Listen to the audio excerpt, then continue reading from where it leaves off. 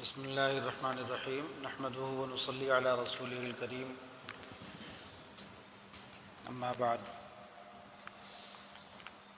اس سے پہلے والی مجلس میں گفتگو ہو رہی تھی عقائد کی، اور عقائد میں جو عقائد ہیں جن کا اسلامی عقیدے جو ہیں جن کا ماننا ضروری ہے، ان کا بیان تو ہم اس سے پہلے جب حیات المسلمین کا ہم نے پہلا سبق کیا تو اس میں ہم نے کفر اور شرک کی باتوں کا مختصر سا بیان بحث زیور سے کر دیا تھا، اور اس کے بعد پھر اگلی مجلس میں ہم نے اسلامی عقیدوں کا بیان بحث زیور سے سنا دیا تھا، اس لیے کہ عام لوگوں کے سمجھنے کے لیے وہ عقیدے کافی ہیں، لیکن علماء کے لیے اور طلباء کے لیے ضرورت ہے اس سے زیادہ سمجھنے کی، اور طلباء اور علماء جو ہیں وہ اپنے مدرسوں میں اساتذہ سے شرح عقائد پڑھتے ہیں، عقائد کی تفصیلی بحث پڑھتے ہیں، عقیدۃ الطحاوی کا مطالعہ کر سکتے ہیں۔ امام ابو حنیفہ رحمۃ اللہ علیہ نے عقائد میں ایک کتاب لکھی، تو امام صاحب کے مرتب کیے ہوئے عقیدے جو ہیں ان کو بھی مطالعہ کر سکتے ہیں۔ اسی طرح سے وہ قرآن پاک اور سنتوں کا مطالعہ کر کے اور وہاں سے بھی عقائد اخذ کر سکتے ہیں۔ تو اس لیے علماء کے لیے یہ سب مضامین کوئی بہت مشکل نہیں ہے، اور ہمیں ان کو دہرانا بھی نہیں ہے، لیکن ہمیں گفتگو جو کرنی ہے وہ یہ ہے کہ عقیدے کی حقیقت سمجھ میں آ جائے کہ عقیدہ ہوتا کیا ہے اور اس کا اثر کیا پڑتا ہے انسان کی زندگی میں۔ اسی لیے یہ بحث چھیڑی گئی ہے، اور اس سے پہلے ہم عقیدہ کی حقیقت سمجھانے کے لیے کچھ گفتگو کر بھی چکے ہیں پہلی مجلس میں۔ اب اس مجلس میں ہمیں یہ بتانا ہے کہ دیکھو کلمہ طیبہ اور یہ جو کلمات اسلام ہیں، جب کبھی کلمات اسلام کی بات آتی ہے تو یہی کلمات مراد ہوتے ہیں جو پچھلے سبق میں بتائے گئے ہیں۔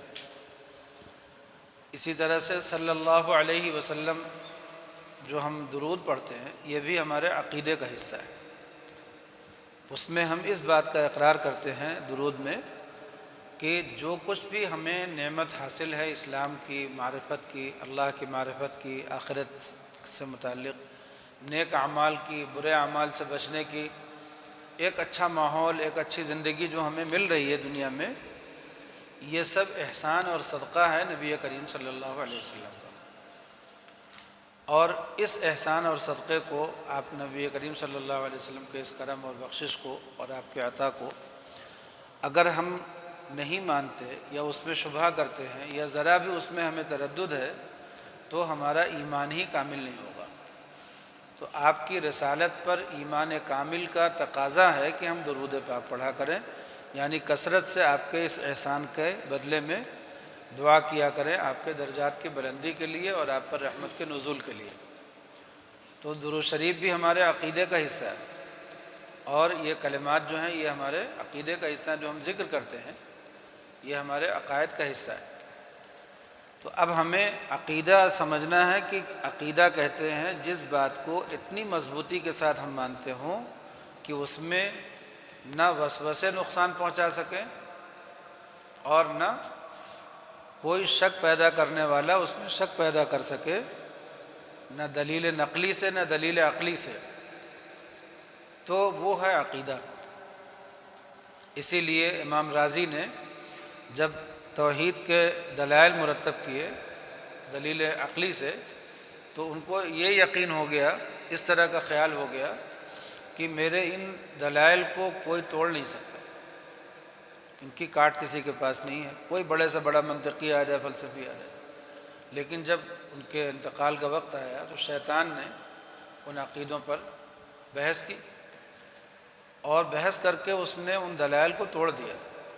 شیطان کا علم تو شیطانی ہے، تو اس نے ان دلائل کو توڑ دیا۔ امام رازی کی جو بہت مضبوط دلیلیں تھیں جب وہ ٹوٹنے لگیں تو وہ گھبرا گئے، انہوں نے سوچا کہ ان دلائل کے ٹوٹ جانے کے بعد میری تو توحید خراب ہو جائے گی، مجھے شک ہو جائے گا اللہ کی وحدانیت میں، اور میں کافر مروں گا، کفر پر مروں گا، ڈر ہو گیا۔ لیکن چونکہ وہ اپنی شروع کی زندگی میں کبھی کسی بزرگ کی خدمت میں رہ چکے تھے کچھ دن، حضرت نجم الدین کبریٰ رحمۃ اللہ علیہ کی خدمت میں کچھ دن گزار چکے تھے، تو اس کی برکت کا ظہور یہ ہوا کہ حضرت نجم الدین کبریٰ کو کشف ہوا اور کہ وہ امام راضی اتنے بڑے عالم اس وقت پھنسے ہوئے ہیں، تو انہوں نے وہاں سے اپنے کشف کے ذریعے سے کی وجہ سے وضو کرتے ہوئے پانی کا جب وضو کر چکے تو اس کے پانی کو لے کر کے ایسے چھینٹا مارا اور کہا کہ کہتا کیوں نہیں ہے کہ اللہ کو ہم نے ایک مانا بغیر کسی دلیل کے، یہ آواز اور وہ پانی کے چھینٹے اللہ نے پہنچا دیا امام راضی کے گھر تک، اور وہ پانی کے چھینٹے بھی ان پر پڑے اور یہ جملہ بھی ان تک پہنچا۔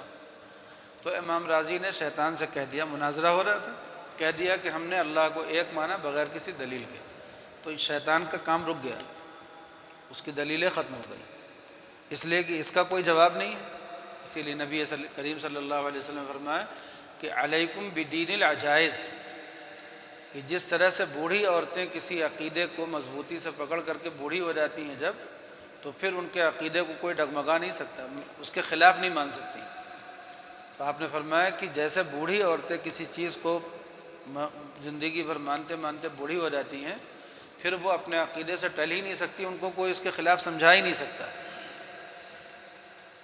ایسے ہی آپ نے فرمایا کہ تم لوگ بھی اپنے دین کو مضبوطی سے پکڑ لو کہ اس میں کوئی تم کو ٹلا نہ سکے، بہت بڑی بڑی دلیلیں لے کر کے کوئی آئے۔ تو ہر انسان کو چاہے وہ عالم ہو یا جاہل ہو، اپنے عقیدے کو درست کرنے کے لیے پہلے اس مضبوط بنیاد پر عقیدہ قائم کرنا چاہیے، اور اسی کا نام ایمان ہے، اور اگر کسی کو شک ہو تو ایمان نہیں ہوتا۔ شک کہتے ہیں کہ ہونے اور نہ ہونے دونوں کے درمیان برابری ہو، جب دونوں جانب برابر ہو کہ ہم یہ ہو بھی سکتا ہے، جیسے کوئی آدمی کہے کہ جنت دوزخ ہو بھی سکتی ہے اور نہیں بھی ہو سکتی، اور یہ دونوں اس کے نظریے میں برابر ہو، تو اس کا مطلب وہ شک میں، اور شک جو ہے عقیدہ نہیں ہے۔ عقیدہ کس کو کہتے ہیں کہ وہ یہ کہے کہ جنت اور دوزخ حق ہے، اور اس پر اس سے قسم کھانے کے لیے کہا جائے تو وہ قسم کھا جائے کہ حق ہے، ٹھیک ہے۔ تو اس طرح سے عقائد کو، کسی بھی عقیدے کو جب ہم نظریہ بناتے ہیں اپنا، یا کسی نظریے کو عقیدہ بناتے ہیں، تو اس عقیدے میں اتنی مضبوطی آنا ضروری ہے کہ اس میں کوئی شک، مشکک شک نہ پیدا کر سکے، اور وسوسے اس کا کچھ بگاڑ نہ سکے۔ صحابہ آئے، کہنے لگے کہ اللہ کے رسول، ہمیں عقائد کے بارے میں کچھ ایسے خیالات آتے ہیں، ایسی باتیں دل میں آتی ہیں کہ ان عقیدوں کو زبان پر لانے سے بہتر ہم سمجھتے ہیں کہ ہم جل کر کے کوئلہ ہو جائیں۔ تو آپ صلی اللہ علیہ وسلم نے فرمایا کہ یہی تو ایمان ہے، اگر تمہارے دل میں عقیدہ مضبوط نہیں ہوتا تو تم ان خیالات کو، ان وسوسوں کو جگہ دیتے اور بیان کرتے، لیکن جب تم ان کو سمجھ رہے ہو کہ وہ غلط ہیں اور ان کو زبان پر لانے کو سمجھ رہے ہو کہ وہ اس سے بہتر ہے آگ میں جل جانا، تو اس کا مطلب ہے کہ تمہارا عقیدہ محفوظ ہے، اور اس سے ٹکرانے والے وسوسے جو ہیں تمہیں پریشان کر رہے ہیں، تو آپ نے ان وسوسوں کو ایمان قرار دے دیا کہ یہ ایمان کی علامت ہے۔ ایسے ہی بزرگوں نے لکھا ہے، حضرت حاجی امداد اللہ صاحب فرماتے تھے کہ جب آدمی کو اپنے عقائد پر وسوسے آئیں تو ان وسوسوں کو اپنا ایمان کا ذریعہ بنا لو۔ کیسے؟ سوچو کہ دیکھو ہم نے ایک چیز کو مضبوطی سے مان لیا کہ یہ حق ہے، پھر بھی اللہ نے دل کو خیالات کی رہگزر بنا دیا ہے، ہر طرح کے اچھے اور برے خیالات اس پہ سے گزرتے رہتے ہیں، اللہ نے کیسا بنا دیا ہے ہمارا دل، کیسے اس میں جب ہم نے ارادہ کر لیا کہ عقیدہ یہ ہے تو اس کے خلاف کچھ نہیں ہونا چاہیے تھا، مگر دل کی سواری، دل کو اللہ نے ایک رہگزر بنا دیا جس میں اچھے اور برے ہر طرح کے خیالات آتے رہتے ہیں۔ تو حضرت حاجی امداد اللہ صاحب فرماتے تھے کہ اپنی توجہ اس طرف کر لو کہ اللہ نے کیسا دل بنایا، تو جب اللہ کی طرف توجہ ہو جائے گی تو وہ جو وسوسے والا شعبہ تھا وہ کمزور پڑ جائے گا۔ اسی لیے بزرگوں نے لکھا ہے کہ وسوسوں کو دفع کرنے کی کوشش مت کرو، دفع کرو گے تو وہ اور آئیں گے، بلکہ ان کو نظر انداز کرو، اپنی توجہ دوسرے کاموں کی طرف لگا دو تاکہ وہ ختم ہو جائے۔ وسوسے ہیں بالکل ایسا ہی سمجھ لو ان کو کہ جیسے آئینہ ہو اور اس پر مکھی آ کر کے بیٹھ جائے. تو جب مکھی آ کر کے بیٹھتی ہے تو لگتا ہے کہ اندر ہے، آئینے پہ بیٹھے گی نا تو اندر تمہیں دکھے گی، مگر ہوتی نہیں ہے اندر. ایسے ہی جب وسوسے انسان کے اندر آتے ہیں تو لگتا ہے کہ دل میں ہے، مگر وہ دل میں ہوتے نہیں ہیں، وہ خیالات میں ہوتے ہیں. اور خیالات جو خیالات ہی ہے، خیالات کا کیا ہے؟ بہت سے خیالات آتے رہتے ہیں. ماں باپ کے بارے میں شبہ ہوتا ہے، وسوسے آتے ہیں. اپنے استاذ کے بارے میں آتا ہے، شیخ اور پیر کے بارے میں وسوسے آتے ہیں. بہت سے مریدین کے حال سنو گے کہ حضرت آپ کے بارے میں ایسے وسوسے آتے ہیں. بلکہ ایک بزرگ کا قصہ ہے جس سے تمہیں اور حقیقت کی رسائی ہوگی. ایک بزرگ سے ایک صاحب مرید ہوئے تو ان بزرگ صاحب نے فرمایا کہ مراقبہ کرو. جب کچھ مدت تک ان کو تیار کر لیا، مجاہدہ وجاہدہ کرا کر کے نفس کو ان کے صاف کر دیا، تو کہا کہ مجاہدہ کرو، مراقبہ کرو. تو مراقبہ کیا انہوں نے تو اپنے پیر کو انہوں نے دیکھا کہ سور کی طرح، سور، پیر ان کو سور دکھائی دیا، گندا جانور. اب آ کر کے شیخ کے سامنے بیٹھے تو شیخ نے کہا کہ کیا دیکھا؟ کہنے لگے حضرت ہمت نہیں ہے بیان کرنے کی. کہا بتاؤ. جب تقاضا کیا، اصرار کیا، تب انہوں نے کہا کہ حضرت مجھے اتنی مطلب میری خرابی ہے، اتنا میں نے دیکھا. فرمایا کہ ٹھیک ہے، صحیح راستے پہ چل رہا ہے. پھر مراقبہ کو پھر مجاہدہ کرایا. پھر مجاہدہ کرا کر کے ان سے کہا کہ اب مراقبہ کرو. اب مراقبہ کیا تو کوئی اور جانور نظر آیا، پھر کوئی اور جانور نظر آیا، یہاں تک کہ گائے نظر آئی، پھر بکری نظر آئی، پھر اس کے بعد اب ان کو انسان نظر آیا نا. پھر کہا کہ اب پھر مجاہدہ کرایا. پھر دیکھا کہ ایک بہت خوبصورت نورانی شخصیت نظر آئی. تو جب انہوں نے آ کر کے کہا کہ حضرت اب یہ دیکھا، تو فرمایا کہ جاؤ تمہاری تکمیل ہو گئی. تو کہنے لگے کہ حضرت یہ کیا قصہ تھا؟ مرید نے کہا کہ حضرت یہ کیا قصہ؟ فرمایا کہ میرا دل آئینے کی طرح ہے. حدیث شریف میں کہ مومن مومن کا آئینہ ہے، تو میرا دل آئینے کی طرح ہے. جب تم نے پہلا مراقبہ کیا تو تم نے میرے دل کے آئینے میں اپنے کو دیکھا، تمہیں اپنی شکل نظر آئی. تو اگر میں اس وقت کہہ دیتا نا کہ تم اپنے کو دیکھ رہے ہو تو تم یقین نہیں کرتے، تمہیں فکر ہو گئی کہ ہم اپنے شیخ کو ایسا کیوں دیکھ رہے ہیں. تو کوئی بات نہیں، ہم نے تمہارا مجاہدہ کرا کر کے اب تمہیں تمہارے دل کے آئینے کو، اپنے دل کے آئینے میں تم کو دکھایا کہ تم اب روشن ہو کر کے اتنے نورانی ہو چکے ہو. تو جو وسوسے ہوتے ہیں وہ وسوسے انسان کے دل میں پیدا ہوتے ہیں اپنے خیالات، اپنے مطلب حالات کی بنا پر. وہ استاد کی کمی یا شیخ کی کمی نہیں ہوتی ہے، وہ اپنی کمی ہوتی ہے. جیسے کوئی شہوت کا مریض ہو تو جب اپنے شیخ پر نظر ڈالے گا تو اس کو اس کا شیخ جو ہے وہ شہوت ہی دکھائی دے گا، شہوتی، کہ ہر وقت وہ کچھ نہ کچھ گڑبڑ کرتا رہتا ہے. لیکن جب اپنی طبیعت ٹھیک ہو جائے گی تو شیخ پاکیزہ دکھنے لگے گا. تو یہ حقیقت میں انسان جب دوسرے میں کے عیب کو ڈھونڈتا ہے تو اپنا ہی عیب ڈھونڈتا ہے. اسی لیے بزرگوں نے لکھا ہے کہ چمن میں جانے والے جو جانور ہوتے ہیں ان میں سور کو گندی چیز نظر آتی ہے اور بلبل کو پھول نظر آتے ہیں. ہر آدمی اپنی طبیعت کے مطابق وہاں سے سنتا ہے. تو عقیدے جو ہوتے ہیں یہ ہماری ایک بنیاد ہوتے ہیں، اور اسی عقیدے پر ہی پوری زندگی کے عمل کی عمارت کھڑی ہوتی ہے. جس قدر عقیدہ مضبوط ہوگا اسی قدر قرآن پاک کی تلاوت میں گہرائی ہوگی. اس لیے کہ تم جب ایک ایک لفظ پڑھ رہے ہو اور تم سوچ رہے ہو کہ اللہ سن رہا، تو یہ عقیدہ ہے نا. تو تمہارا قرآن پاک کا پڑھنا بالکل دوسرا ہی ہو جائے گا. ایسے ہی نماز پڑھ رہے ہو اور سوچ رہے ہو کہ اللہ کے سامنے کھڑے ہیں تو اب نماز الگ ہو جائے گی. روزہ رکھ رہے ہو اور سوچ رہے ہو کہ میرے اس بھوکے رہنے کی اللہ کو خبر ہو رہی ہے، اللہ باخبر ہے کہ ہم کتنے پریشان ہو رہے ہیں، کتنے بھوکے، کتنے پیاسے. دنیا کو خبر نہیں ہے لیکن اللہ کو خبر ہے. تو تمہیں یہ بھوکا پیاسا رہنا مزہ دے گا، اس لیے کہ جتنی تمہیں وہ پریشانی پڑ رہی ہے اتنا تم کو یقین آ رہا کہ اتنا ہمارا درجہ اوپر بلند ہو رہا. تو عقیدے جو ہوتے ہیں انسان کو کامیاب کرتے ہیں. بزرگی کے سارے منازل طے کر ڈالو. اور عقیدے میں کمزوری ہو تو ایک منزل بھی پار نہیں ہوگی،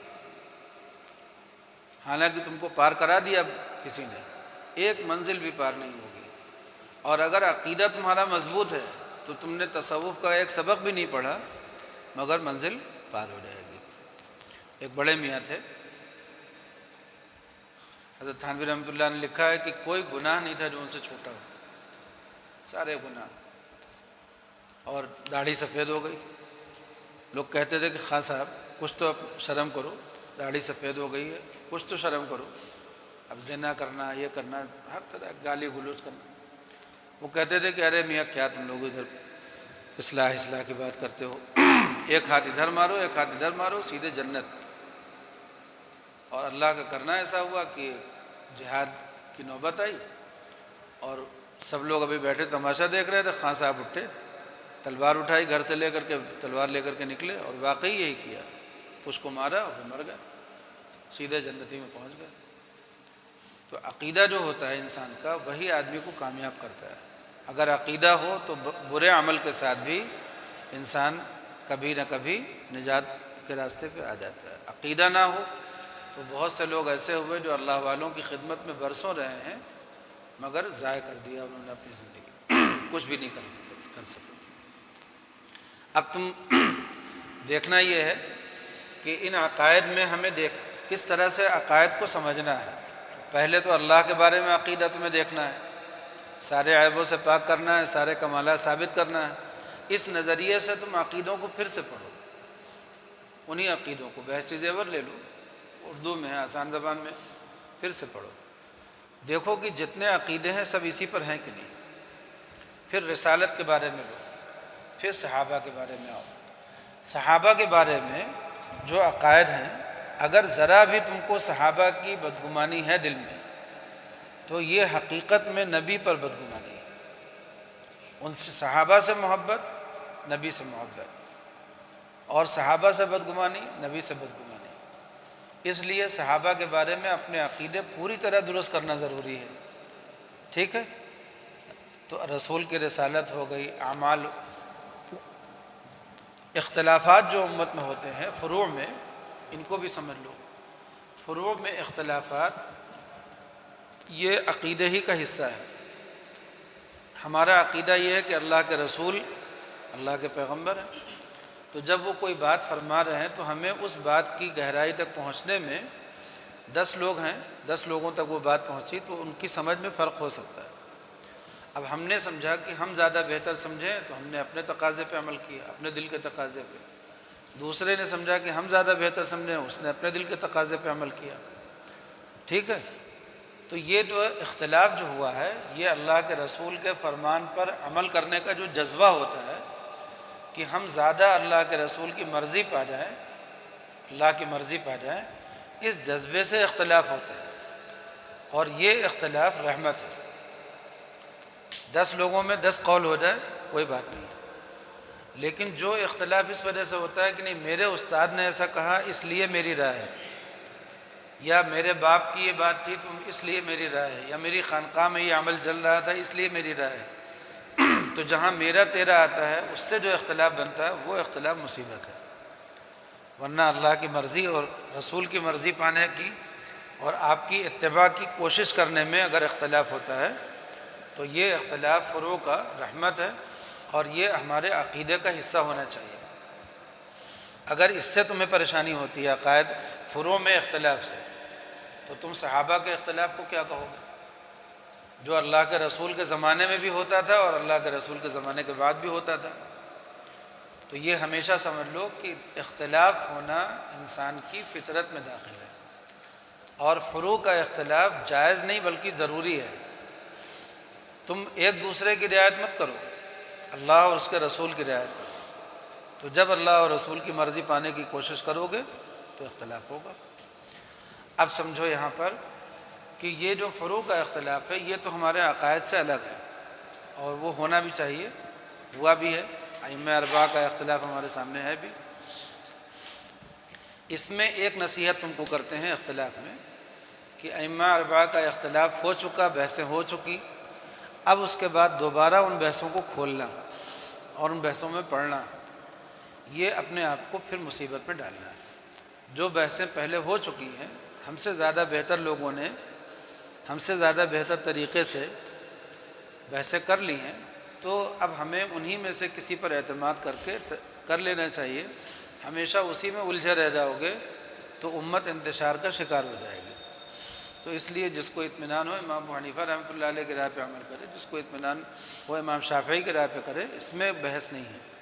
لیکن نئے سرے سے بحث کرنا جیسا غیر مقلدین نے چھیڑ دیا، سلفی لوگ کرتے ہیں، کہتے ہیں ہر بات کے لیے قرآن و حدیث سے دلیل لاؤ، تو نئے سرے سے بحث کو چھیڑنا، اور جب کہ ہم دور رسالت سے اتنے دور ہو چکے ہیں، پردہ اتنا پڑ چکا ہے، اور روایتیں جو ہیں ہم تک جو پہنچی ہیں، ان روایتوں میں کافی کچھ خفا آ گیا ہے، تو اس لیے ہمیں ان بحثوں کو از سر نو چھیڑنے میں اپنے لیے خطرہ ہے۔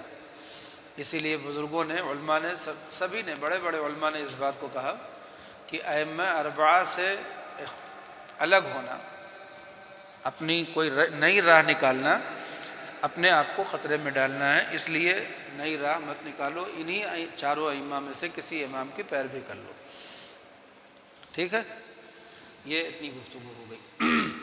اب چلو ہم لوگ آتے ہیں تھوڑا سا اور آگے بڑھتے ہیں۔ ہم یہ دیکھتے ہیں کہ آپ صلی اللہ علیہ وسلم نے جب اختلافات کا ذکر فرمایا تو صحابہ نے پوچھا کہ کون سا فرقہ حق پر ہوگا؟ آپ نے فرمایا کہ ما انا و علیہ و اصحابی، کہ جس عقیدے اور نظریے پر ہم ہیں اور ہمارے اصحاب ہیں، بس یہی طریقہ اللہ کی نظروں میں معتبر ہوگا، اور اس کے علاوہ جو طریقے نکالے جائیں گے صحابہ سے ہٹ کر کے وہ معتبر نہیں ہوگا۔ اس طرح سے صحابہ ہمارے لیے ایک معیار بن گئے، عمل، عقیدے میں بھی اور عمل میں بھی۔ جو عقیدوں کی بحثیں صحابہ میں ہوئی ہیں وہ عقیدے کی بحث ہم بھی کر لیں گے۔ جس بحث کو صحابہ نے نہیں چھیڑا وہ بحث ہم بھی نہیں چھیڑیں گے۔ جو اعمال جن پر گفتگو ہو چکی ہے وہ ہم بھی کرتے ہیں۔ جن اعمال پر صحابہ میں بحث ختم ہو گئی وہ بحثیں ہم لوگ وہیں ختم کرتے ہیں۔ جو نئے اشکالات ہوئے ہیں، جب فلسفہ آیا، منطق آئی، نئی قومیں اسلام میں داخل ہوئیں تو ان کے اشکالات اور سوالات بھی ہوئے، تو ان سوالات اور اشکالات کی روشنی میں جو جوابات مرتب کیے گئے، وہ جوابات بھی ہمارے دین اسلام کا ایک بہت ضروری شعبہ ہے، جس کو علم کلام کہتے ہیں، تو وہ بھی ہمارے دین اسلام کا ایک بہت ضروری شعبہ ہے۔ اگر ہم نے اس کو چھوڑ دیا تو نتیجہ یہ ہوگا کہ سوال کرنے والے سوالات کرتے رہیں گے اور ہم جواب نہیں دے سکیں گے، ہمارے علماء۔ اس لیے ہمیں عقائد کی بحث میں کمال اس طرح پیدا کرنا ہے۔ دیکھو یہاں پر لوگ گڑبڑ کرتے ہیں، کہتے ہیں صحابہ والا سادہ وہ لے لو، تو صحابہ والا سادہ ماحول بھی تو چاہیے۔ اعتراض کرنے والے مختلف طریقوں سے کر رہے ہیں اور ہم جو ہیں جواب دوسرے طریقے سے دے رہے ہیں، تو جواب کیسے معتبر ہوگا؟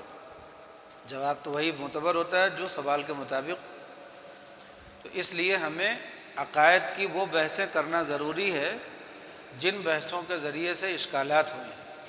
اس میں ہمیں دو کام کرنے ہیں۔ پہلا کام یہ کرنا ہے کہ جو متقدمین میں بحثیں تھیں ان بحثوں کو بھی پڑھنا ہے اور تیاری کرنا ہے کہ اگر اس طرح کے سوالات میں سے کوئی سوال آئے گا تو ہم جواب دیں گے جو متقدمین میں اٹھتے تھے۔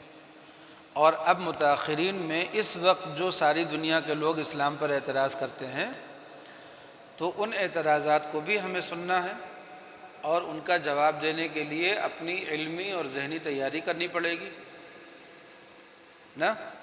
یہاں پر لوگ گفتگو کرتے ہیں فکر کی، کہتے ہیں فکر درست ہونی چاہیے۔ فکر کا مطلب عقیدہ درست ہونا چاہیے، فکر کے لیے کوئی الگ اصطلاح کی ضرورت نہیں ہے، عقیدہ درست ہونا چاہیے۔ جب تمہارا عقیدہ صحابہ والا ہوگا، سادہ عقیدہ جو تھا صحابہ کا، جب وہ صحابہ والا بنیادی عقیدہ تمہیں حاصل ہوگا تو جتنی افکار ضالہ تمہارے سامنے آئیں گے، گمراہ کرنے والے اور گمراہ کن نظریات تمہارے سامنے آئیں گے، سب کا جواب تمہیں دینا ہے اور سب کو لوٹانا ہے صحابہ کے عقیدے کی طرف۔ تو ان جوابوں کی تیاری کرنا یہی اصل کام ہے عالم کا۔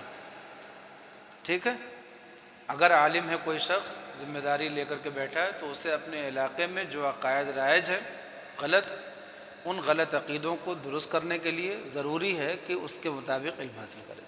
چنانچہ جتنے فرق باطلہ ہیں، جہاں جہاں سے انہوں نے عقائد میں غلطی کی ہے، ان باتوں کو تمہیں حاصل کرنا پڑے گا۔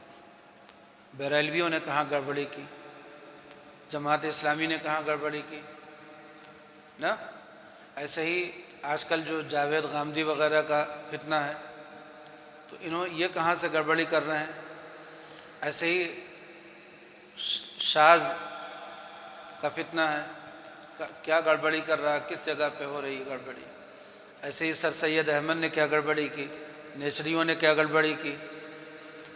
تو تمام فرقے اور تمام جماعتیں جہاں پر عقائد میں گڑبڑی کریں یا اعمال میں گڑبڑی کریں، تو عمل میں تو گڑبڑی تبھی آتی ہے جب عقیدے میں گڑبڑی ہو، تو تمہیں اس عقیدے کو سمجھنا ہے کہ یہ لوگ گڑبڑ کہاں سے ہوئے، اور اس کا تمہیں رد کرنا ہے، اور رد کرنے کے لیے تمہیں اس کا علم حاصل کرنا ہے پوری طرح، اپنا بھی ان کا بھی، ان کی بات بھی پوری سننی ہے اور اپنی بات بھی پوری سمجھنی ہے، اور پھر اس کے بعد اس کا رد کرنے کے لیے اپنے آپ کو تیار کرنا ہے۔